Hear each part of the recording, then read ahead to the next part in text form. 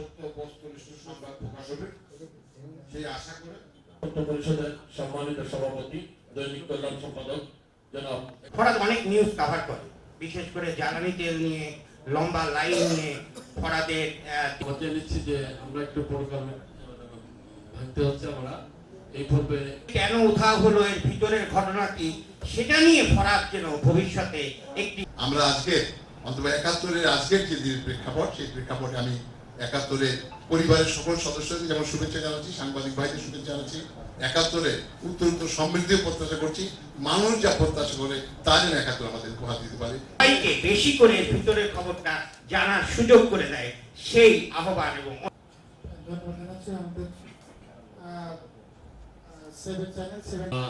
অন্যতম বিশেষ অতিথি যশোর পৌরসভার এত কিছুর মতো ৭১-এর এই অনুষ্ঠানে কিন্তু দাওয়াতে চলে এসেছি।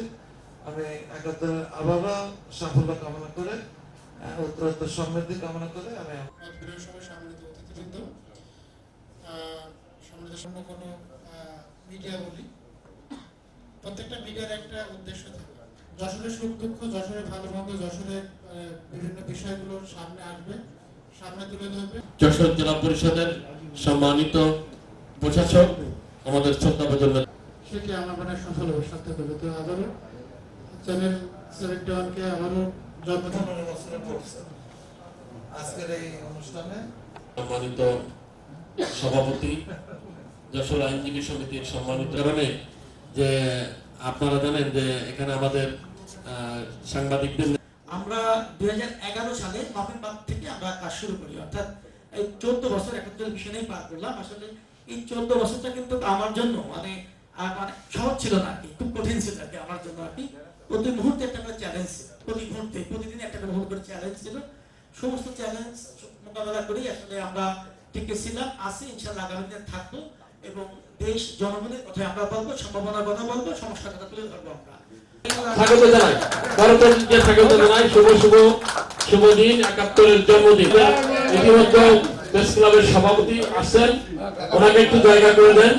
জাহিদ ভাই একটু দেরি করে ফেলেছেন। আমরা এখন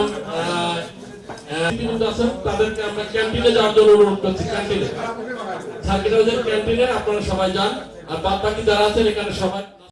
আজকে আমি মনে করি যে ৭১ তার খোলস থেকে বেরিয়ে এসে একটা মুক্ত চিন্তা করছে। অবশ্যই আমরা সাধুবাদ জানাই। আমাদের অনেক সংকটকাল মুহূর্তে আমরা যখন যেহেতু রাজনীতি করি, সবসময় মসৃণ পথ থাকে, অনেক চড়াই উতরাই পার হয়ে একটা রাজনৈতিক কর্মীকে পথ চলতে হয়। তো সেটাই খুবই স্বাভাবিক, এটা কারো বিরুদ্ধে কোনো অভিযোগ, এটাই হচ্ছে নিয়ম।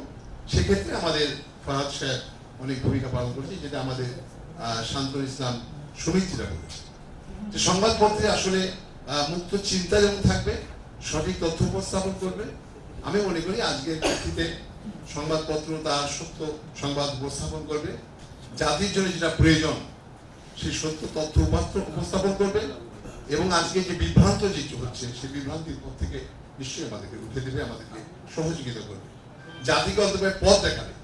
সংবাদপত্র এবং সাংবাদিকের সঙ্গে যারা সম্পৃক্ত, তারা সমাজের বিবেক, সমাজের দর্পণ, তারাই কিন্তু পথ দেখাবে। আমি মনে করি যে যশোরে যারা সংবাদপত্রের সঙ্গে সম্পৃক্ত আছে তারা সবাই একটা ভূমিকা রাখে এবং অতীতেও তাদের ঐতিহ্য আছে। আমরাও যখন কোনো আন্দোলন সংগ্রাম ন্যায়সঙ্গত লড়াই করেছি তখন আপনারা আমাদেরকে প্রত্যক্ষ পরোক্ষভাবে আমাদের সাহায্য করেছেন। আপনাদের সহযোগিতা আমরা স্মৃতিপটে আমাদের আছে।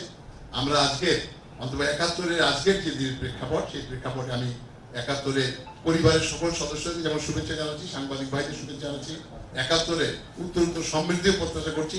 মানুষ যা প্রত্যাশা করে তা যেন ৭১ আমাদের উপহার দিতে পারে। সংস্রবটাও সমস্ত চলাটাও জীবনের চলাটাও রাজনীতির সাথে জেল কেটেছি, মামলা খেয়েছি, আন্দোলন করেছি, সংগ্রাম করেছি। আমি স্বৈরাচারের বিরুদ্ধে আমরা লড়াই করেছি, সাম্প্রদায়িকতার বিরুদ্ধে লড়াই করে চলেছি। এখন আমার বক্তব্য হচ্ছে যে ৭১-এর যারা ব্যবস্থাপনায় আছেন আমরা কারোর চিনি না, কারোর সাথে এমন সক্ষতাও নাই, ধারণাও নাই আমার। আমি চিনি আসলে ফরহাদ এখানে ৭১ চালায়। আমরা যখন আন্দোলন সংগ্রাম করেছি অনেক ক্রুশিয়াল মুহূর্তেও আমাদের ছবিগুলো ফরহাদ তুলেছে এবং একাত্তর টিভিতে দেখিয়েছে, এই জন্য আমরা খুব কৃতজ্ঞ একাত্তর। এই দীর্ঘ সময় যখন কেউই হয়তো দেখা গেছে আমাদেরকে এড়িয়ে যেত, তখন কিন্তু ফরহাদ আমাদেরকে এড়ায়নি। ফরহাদ আমাদের বিভিন্ন জায়গায় একেবারে ক্রুশিয়াল সময়গুলোতেও আমাদের ছবি তুলেছে, আমার নেতা জনাব ইসলাম আহমেদের প্রোগ্রামগুলো তুলেছে এবং খুলনা, এমনকি খুলনা পর্যন্ত কভার করেছে এবং এগুলো একাত্তর টিভিতে দেখানোর জন্য তদবির তাগাদা করে যে কায়দায় হোক দেখিয়ে দিয়েছে। এই জন্য আমরা একাত্তরের কাছে কৃতজ্ঞ, আমার ফরহাদের কাছে কৃতজ্ঞ। তাই আজকে এত কিছুর মধ্যেও একাত্তরের এই অনুষ্ঠানে কিন্তু দাওয়াতে চলে এসছে। আমি একাত্তরের আবারও সাফল্য কামনা করে, উত্তরোত্তর সমৃদ্ধি কামনা করে আমি আমরা একটা সমাজে একটা প্রচলন আছে যে নেগেটিভ কোনো কিছু সেটি আরো ভালো চলে, মানে এই জায়গা থেকে বেরিয়ে আসতে হবে যে আসলে কোথায় পরকীয়া হচ্ছে অথবা কোথায় কি হচ্ছে সেই নিউজটা ছাপলে সবচেয়ে বেশি মানে ইয়ে হবে আর কি, মানুষজন ইয়ে করবে আর কি, সেটা অ্যাকসেপ্ট করবে। সেই ধারণা থেকে, সেই ধ্যান ধারণা থেকে বেরিয়ে এসে সাধারণ জনগণের কিভাবে উপকার হয়, কোন অসঙ্গতিটুকু সমাজে আছে সেটি তুলে ধরলে আরো অনেক মানুষ উপকার পাবে, সেইগুলো যদি আমরা চর্চা করি তাহলে আমি বলবো যে সত্যিকার অর্থে আমরা যে সাংবাদিকতা অথবা যে এটিকে একটা পেশা হিসেবে নিয়েছি সেটি আমার মনে হয় সফল হবে, সার্থক হবে। তো আবারও চ্যানেল 71-কে আবারও জন্মদিনের শুভেচ্ছা জানিয়ে